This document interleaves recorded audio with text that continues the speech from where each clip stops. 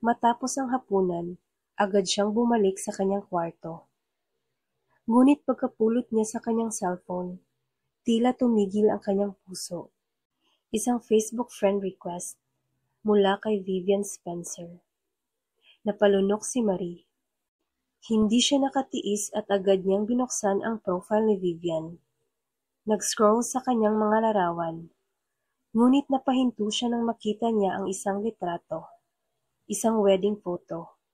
Biglang nanikip ang kanyang dibdib habang binabasa ang caption. Married to Ryan Spencer. Napayuko si Marie. Parang isang biro ng tadhana. Paano siya naging ganito kahangal? Siyempre, isang taong tulad ni Vivian ay tiyak nang may asawa. Mabilis niyang nilak ang kanyang phone at inihagis sa kama. Tama na, Marie. Huwag mo nang isipin yan.